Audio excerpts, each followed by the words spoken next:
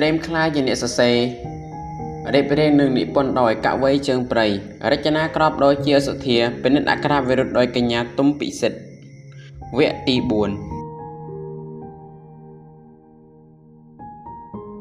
ចង់ខ្លាចជាអ្នកសរសេរតើតែកុំខ្ជិលបើគេបបួលទៅដើរកំសាន្តនៅតំបន់ភ្នំឬតំបន់ឆ្នេរប្រហែលជាមិនខ្ជិលក្នុងការធ្វើដំណើរទេប៉ុន្តែបើគេបបួលឲ្យមកអង្គុយសរសេររឿងសរសេរទស្សនៈឬបបួលមកឲ្យសរសេរអត្ថបទផ្សេងនោះប្រហែលជាមិនឧស្សាហ៍ដោយការដើរលេងឡើយមានមនុស្សមិនតិចទេដែលប្រាថ្នាឲ្យខ្លួនឯងខ្លាចជាអ្នកសរសេរតែក៏មានមនុស្សមិនតិចដែរដែលអាចធ្វើបានសួរថាតើមកពីអ្វីនេះក៏ព្រោះតែអ្នកចង់ខ្លាចជាអ្នកសរសេរគ្មានឆន្ទៈក្នុងការសម្រេចគោលដៅរបស់ខ្លួនមានតែក្តីស្រមៃប៉ុន្តែគ្មានសកម្មភាពធ្វើអំណាចនៃគំនិតចាញ់ជាលទ្ធផលបានលុះត្រាណាគំនិតនោះដើរចាញ់អំពីភាពអបរូបីទៅកាន់ការអនុវត្តយើងមិនត្រូវត្រាំត្រែងនៅក្នុងសុបិនយូរពេកទេព្រោះសុបិនអាចខ្លាចជាការពិតបានលុះត្រាណាយើងធ្វើដំណើរឆ្ពោះទៅរកវាមិនមែនដេកចាំវាធ្វើដំណើរឆ្ពោះមករកយើងឡើយបើយើងខ្ជិលអ្វីៗទាំងអស់នឹងត្រូវបានជាប់គាំងមិនថាការសិក្សាមិនថាការងារឬអ្វីផ្សេងពីនេះទេ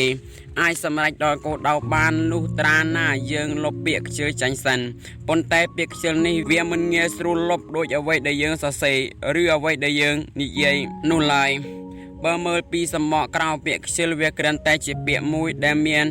ន័យផ្ទុយពីភាពឧស្សាហ៍តែប៉ុណ្ណោះអញ្ចឹងហើយយើងលុបពាក្យថាខ្ជិលចាញ់ពាក្យឧស្សាហ៍នឹងផុសឡើងមកចង់សម្រេចក្តីស្រមៃឬគោលដៅរបស់ខ្លួនត្រូវតែរំលឹកខ្លួនឯងអំពីក្តីស្រមៃមួយនេះថាតើយើងបានធ្វើអ្វីដើម្បីគោលដៅរបស់យើងហើយឬនៅក្នុងថ្ងៃនេះបើនៅតែប្រញាប់មកធ្វើវាជាបន្ទាន់ព្រោះយើងគ្មានពេលវេលាសម្រាប់ធ្វើវាច្រើនដងឡើយមួយវិញទៀតបើយើងជាអ្នកដែលស្រឡាញ់ការសរសេរពិតប្រាកដយើងមិនទុកពេលវេលាឲ្យទំនេរចោលឥតប្រយោជន៍ទេបច្ចុប្បន្នខ្ញុំសង្កេតឃើញច្រើនអ្នកដែលបានទុកពេលវេលាឲ្យកន្លងហួសដោយមិនបានធ្វើអ្វីទាល់តែសោះខ្លះក៏ជួបជុំគ្នាផឹកខ្លះក៏យកពេលវេលាទាំងនោះទៅលេងហ្គេមពេលខ្ញុំសម្លឹងមើលកាលណាពិតជាឈឺផ្សាក្នុងចិត្តក្រែលែងព្រោះនឹកអាណិតជាតិខ្លួនដែលមានប្រជាជនរស់នៅប៉ុន្តែមិនគិតពីអនាគតរបស់ខ្លួនបែបនេះប្រទេសជាតិមួយអាចរីកចម្រើនទៅបានលុះត្រាណាប្រជាជនក្នុងប្រទេសនោះមានចំណេះដឹងនិងរស់នៅដោយមានគោលដៅល្អសម្រាប់ជីវិតរបស់ខ្លួនឯងពិតប្រាកដមួយសម្រាប់យើងដែលជាអ្នកស្រឡាញ់ចង់ខ្លាចជាអ្នកសរសេរការសរសេរវាមិនមែនជារឿងហត់នឿយនោះទេផ្ទុយទៅវិញការសរសេរវាคล้ายទៅជាការកំសាន្តមួយដែលមិនចេះរីស្ងួតនៅក្នុងដួងចិត្តរបស់យើងចូលចាត់ទុកការសរសេរជាការកំសាន្តប្រៀបដូចជាការមើលទូរទស្សន៍អីចឹងដែរបើកាលណាយើងវក់នឹងការសរសេរហើយនោះយើងនឹងភ្លេចអំពីសេចក្តីហត់នឿយនោះជាមិនខានឡើយហើយភាពខ្ជិលទាំងប៉ុន្មានដែលមាននៅក្នុងខ្លួនក៏ប្រែជាបាត់អស់រលីងបើចង់ឲ្យខ្លួនឯងឈប់ខ្ជិលក្នុងការសរសេរនោះយើងត្រូវតែបង្កើតអារម្មណ៍ល្អមួយនៅពេលដែលយើងចាប់ផ្ដើមសរសេរអារម្មណ៍ល្អអាចជួយឲ្យយើងសរសេរសំណេរបានយូរមិនចេះធុញទ្រាន់យកប៊ិចធ្វើជាសងសារស្រឡាញ់ផ្កាខិតខំស្រោចទឹកទាំងព្រឹកទាំងល្ងាចមើលថែទាំស្មៅនិងសត្វល្អិតមិនអោយមកក្បែរមិនអោយខំឬតិចឡើយស្រឡាញ់គ្រួសារធ្វើជាកូនល្អស្ដាប់បង្គាប់ឪពុកម្ដាយនិយាយនិងមិនប្រព្រឹត្តអំពើទាំងឡាយណាដែលនាំឲ្យគ្រួសារបាត់បង់ទ្រព្យសម្បត្តិនិងកិត្តិយសគ្រួសារស្រឡាញ់ជាតិត្រូវតែព្យាយាមអភិវឌ្ឍសមត្ថភាពរបស់ខ្លួនឲ្យខ្លាំងក្លាដើម្បីយកចំណេះជំនាញទាំងនោះទៅធ្វើជាដើមទុនក្នុងការកសាងជាតិមួយឲ្យរីកចម្រើនខ្លាំងក្លានិងមានមុខមាត់លើឆាកអន្តរជាតិព្រោះកាលណាមនុស្សក្នុងជាតិសាសន៍ណាមានចំណេះដឹងខ្ពង់ខ្ពស់អាចបង្ហាញសមត្ថភាពលើឆាកអន្តរជាតិបានប្រទេសនោះនឹងមានអ្នកស្គាល់កាន់តែទូលំទូលាយបើស្រឡាញ់ការសរសេរសូមយកប៊ិចធ្វើជាសងសារយកសៀវភៅធ្វើជាមេបាដើម្បីចងស្ពានមានមេត្រីជាមួយនឹងការសរសេរដូច្នេះមិនត្រូវចោលសងសាររបស់ខ្លួនទេទៅណាក៏យកទៅតាមហើយអ្វីដែលបានឆ្លងកាត់អ្វីដែលបានមើលឃើញត្រូវយកវាមកសរសេរឲ្យខ្លាចជាទម្លាប់ត្រូវចាំថាបើអត់ប៊ិចសរសេរដូចអត់សងសារនៅតាមថែហើយបើអត់មានសៀវភៅដូចអត់មេអោនៅក្បែរកាយអីចឹងដែរ យ៉ាងណាក៏ដោយអ្នកសរសេរមិនអាចចូលប៊ិចបានឡើយបើខ្ជិលកាន់ប៊ិចកុំសង្ឃឹមថាខ្លាចជាអ្នកសរសេរតែបើកាន់ប៊ិចហើយមិនសរសេរកុំសង្ឃឹមថានឹង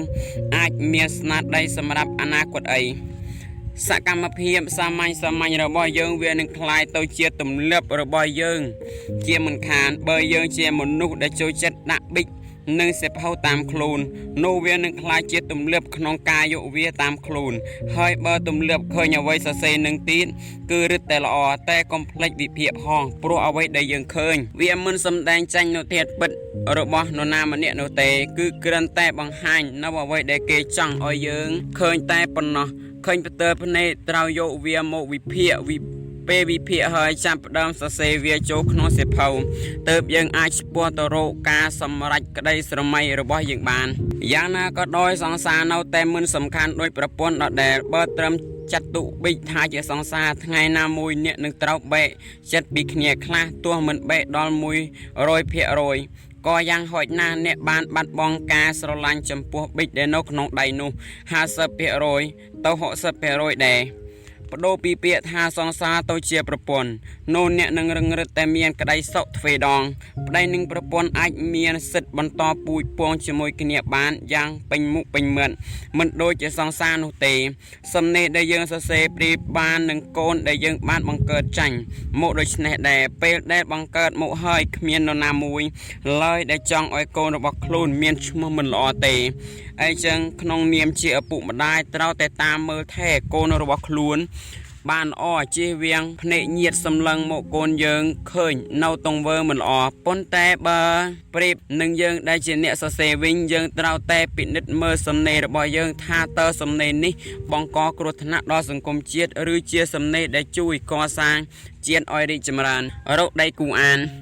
បើយើងជាអ្នកសរសេរហើយយើងដើរតួជាអ្នកអានសំណេរដែលខ្លួនឯងសរសេរទៀតនោះសំណេរយើងនឹងមិនអាចល្អបាននោះទេសំណេរដែលយើងសរសេរវាតែងតែដក់ជាប់នៅក្នុងចិត្តរបស់យើងជានិច្ចហើយបើទោះបីជាប្រឹងរកចំណុចខុសឆ្គងយ៉ាងណាក៏នៅតែមិនឃើញដដែលព្រោះយើងអាចសរសេរសំណេរបានប៉ុន្តែវាអាចឆ្លងកាត់នៅពាក្យពេចន៍ជាច្រើនហើយដែលយើងមិនពេញចិត្ត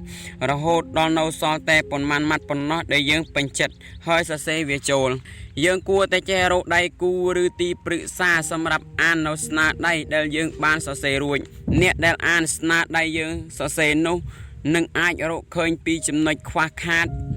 ចំណុចគួរកែលម្អចំណុចដែលត្រូវដកចាញ់និងចំណុចដែលត្រូវថែមចូលបើយើងមានមិត្តល្អយើងគួរតែពឹងឲ្យគេជួយអានសំណេររបស់យើងឲ្យអានអ្វីដែលយើងសរសេរបើមានសង្សារល្អយើងគួរតែនាំឬជំរុញសង្សាររបស់យើងឲ្យអានអ្វីដែលយើងសរសេរធ្វើបែបនេះយើងអាចនឹងចំណេញបានទាំងពីរចំណេញទាំងមិត្តភាពស្នេហារបស់យើងផងហើយក៏អាចចំណេញទាំងអត្ថប្រយោជន៍អំពីការអានស្នាដៃរបស់យើងសរសេរនេះផ្ដល់ចំណេះឲ្យទៅសង្សាររបស់យើងផងបើមានបងប្អូនប្រុសឬស្រីអាចឲ្យគិតជួយអាននៅសំណេររបស់យើងគឺរឿងរឹតតែល្អផលចំណេញដែលយើងទទួលបានអំពីការរកដៃគូឲ្យជួយអាននេះវាបានធ្វើឲ្យយើងដឹងអំពីចំណុចខ្វះខាតមួយចំនួនដែលយើងមិនដឹងមិត្តភ័ក្តិសង្សារបងប្អូនសុទ្ធតែជាអ្នកដែលស្និទ្ធស្នាលបំផុតហើយក៏ដឹងចិត្តរបស់យើងច្បាស់ខ្លាំងណាស់ដែរដូចនេះប្រសិនជាពួកគាត់អានអ្វីដែលយើងសរសេរមិនយល់ឬសរសេរមិនទាន់បានត្រឹមត្រូវពួកគាត់នឹងរិះគន់យើងឥតមានសំចៃឡើយមិនមាននរណាល្អជាងមនុស្សដែលយើងស្និទ្ធស្នាលនោះទេហើយក៏មិនមាននរណាអាក្រក់ជាងមិត្តភាពคล้ายៗនោះដែរបើរកអ្នកជួយអានបានប្រៀបដូចជាមានគ្រូពេទ្យដែលតាមក្រោយយើងពេលឡើងភ្នំអីចឹងមិនថាស្ថានភាពផ្លោពិបាកប៉ុណ្ណាមិនថាយើងមានរបួសឈឺខ្លាំងប៉ុណ្ណាគឺមានគ្រូពេទ្យចាំជួបព្យាបាលឲ្យយើងជានិច្ចបើរកអ្នកជួយអានបាននោះយើងនឹងប្រៀបដូចជាខ្មៅដៃមួយដើមដែលសរសេរខុសហើយមានជាលុបនៅពីក្រោយខ្មៅដៃនឹងអីចឹងដែរចាំលុបចាំកែអំពីអ្វីដែលយើងសរសេរទៅមានការប៉ះពាល់ដល់អ្នកដទៃសរសេរមិនទាន់ត្រូវតាមបរិបទជាដើមបើរកអ្នកជួយអានបានប្រៀបបាននឹងថ្នាំដែលផ្ដល់កម្លាំងចិត្តឲ្យអ្នកកាន់តែខិតខំប្រឹងប្រែងដើម្បីសម្រេចស្នាដៃរបស់ខ្លួនយើងបានប៉ងប្រាថ្នាប៉ុន្តែបើរកអ្នកជួយអានសំណេររបស់អ្នកមិនបានទេអ្នកអាចផ្ញើមកកាន់ខ្ញុំអានបានខ្ញុំរងចាំទទួលស្នាដៃរបស់អ្នកសរសេរថ្មីជានិច្ចត្រឹមតែអាន ការអានអាចធ្វើឲ្យយើងទទួលបានចំណេះដឹងច្រើនការគិតបែបស៊ីជម្រៅនិងការអភិវឌ្ឍខ្លួនដ៏ល្អប្រសើរមួយទន្ទឹមនឹងនោះដែរបើអ្នកអានដោយពុំបានគិតទេនោះអ្នកនឹងធ្លាក់ខ្លួនคล้ายជាមនុស្សដែលមិនចេះប្រើប្រាស់ខួរក្បាលរូបវិទូអាល់ប៊ឺតអាយស្តាញនិយាយថាមនុស្សណាដែលប្រឹងអានច្រើនបំផុតតែបែរជាប្រើប្រាស់ខួរក្បាលគិតតិចបំផុតគឺនឹងធ្លាក់ចូលទៅក្នុងទម្លាប់នៃការខ្ជិលគិតខួរក្បាលរបស់យើងតូចពិតមែនតែអាចដឹកនាំខ្លួនប្រាណទាំងមូលរបស់យើងបានប្រសិនជាខួរក្បាលដឹកនាំដោយអវិជ្ជានោះខ្លួនប្រាណទាំងមូលក៏ត្រូវធ្លាក់ចូលទៅក្នុងសភាពមិនខុសអំពីសត្វនោះឡើយត្រឹមតែអានមួយមុខគឺល្អណាស់ទៅហើយតែបើប្រើខួរក្បាលគិតឲ្យបានច្រើនថែមទៀតគឺរឹតតែល្អធម្មជាតិនៃមនុស្សតែងមានដៃគឺសម្រាប់ចាប់កាន់របស់របរអ្វីៗមានជើងគឺសម្រាប់ផ្លាស់ទីដើរទៅមុខមានភ្នែកគឺសម្រាប់សម្លឹងទៅមើលអ្វីៗគ្រប់យ៉ាងដែលនៅនឹងហើយមានខួរក្បាលគឺសម្រាប់គិតនឹងឯងដូច្នេះយើងមិនត្រឹមតែដើរតួជាអ្នកអាននោះទេយើងក៏ត្រូវដើរតួជាអ្នកដកស្រង់ច្បិចយកចំណុចសំខាន់ផងដែរព្រោះគំនិតខ្លះដែលនៅក្នុងសៀវភៅសិតសឹងតែជាគតិបណ្ឌិតល្អទស្សនៈល្អដែលអ្នកនិពន្ធបានសរសេរក្នុងសៀវភៅប្រៀបដូចជាការបន្សល់ទុកនៅទ្រព្យសម្បត្តិដ៏ស័ក្តិសិទ្ធិមួយសម្រាប់អ្នកជំនាន់ក្រោយរៀនសូត្រតាមសូមកុំគិតថាការដកស្រង់ពីក្នុងសៀវភៅណាមួយជារឿងអសិលធម៌អីឲ្យតែគំនិតដែលនៅក្នុងសៀវភៅនោះមានភាពបនស៊ីគ្នាទៅនឹងអត្ថបទរបស់យើងឬក៏អត្ថបទដែលនៅក្នុងសៀវភៅនោះចាក់ដល់ជំរៅនៃបេះដូងរបស់យើងក៏អាចដកស្រង់មកបន្ថែមនៅក្នុងអត្ថបទរបស់យើងបានតែត្រូវដាក់ឈ្មោះម្ចាស់ស្នាដៃឬចំណងជើងសៀវភៅរបស់គេមកផងដើម្បីរក្សាតម្លៃឲ្យខ្លួនឯងមិនមែនជាចោលលួចស្នាដៃគេមកដើម្បីតែបោះពុំលក់យកលុយពេលណាដែលយើងអានកាន់តែច្រើនយើងក៏ទទួលបានគំនិតជាច្រើនហើយគំនិតជាច្រើនតែងតែជំនួសដល់ការសរសេររបស់យើងជាហើយយើងនឹងអាចសរសេរបានអត្ថបទវែងសមល្មមដែលយើងពេញចិត្តអ្នកប្រាជ្ញបារាំងបេប៉ាស្កាល់ពោលថាសូមអភ័យទោសខ្ញុំនិពន្ធអត្ថបទវែងជាងធម្មតាពីព្រោះខ្ញុំគ្មានពេលនិពន្ធឲ្យខ្លីបើត្រឹមតែអានមួយមុខគឺគ្មានការរីកចម្រើននោះទេ